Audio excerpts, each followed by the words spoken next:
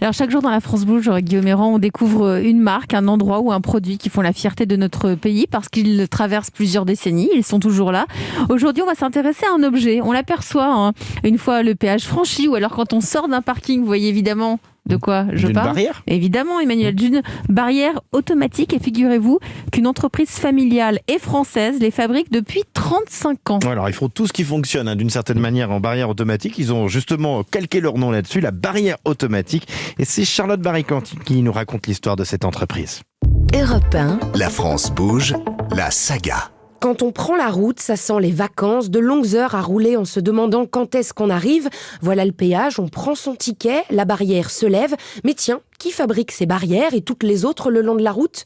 Eh bien, c'est une entreprise française, elle s'appelle la Barrière Automatique, ou plus simplement le groupe LBA. Cette PME familiale existe depuis 1984 et elle est pionnière sur ce que l'on appelle la sécurisation périmétrique.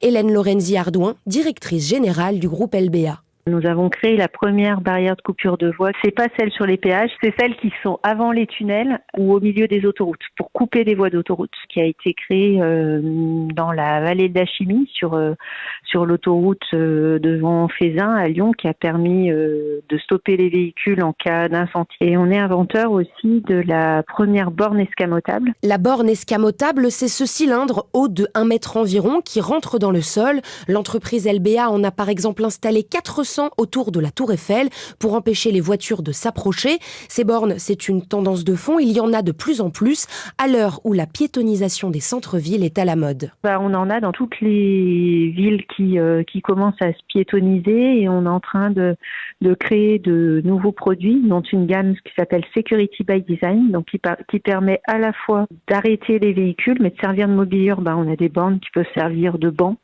On a des bornes qui peuvent servir de chargeurs portables, on a une borne qui est dépolluante. Donc on diversifie beaucoup notre gamme justement pour gérer les nouvelles mobilités.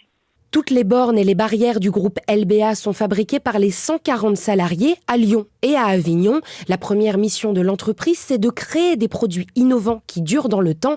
Et pour ça, ils équipent leurs barrières d'un système de dégondage.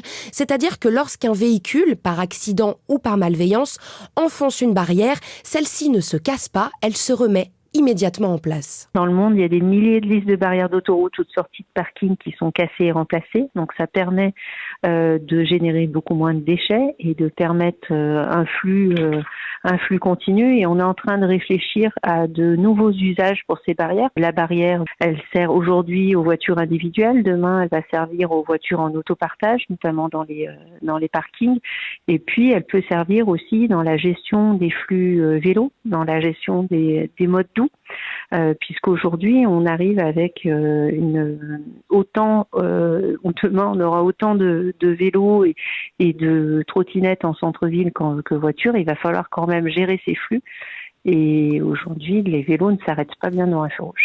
Le groupe LBA possède 95% du marché de la barrière en France. Et pour 2022, l'entreprise va recruter massivement pour accompagner sa croissance.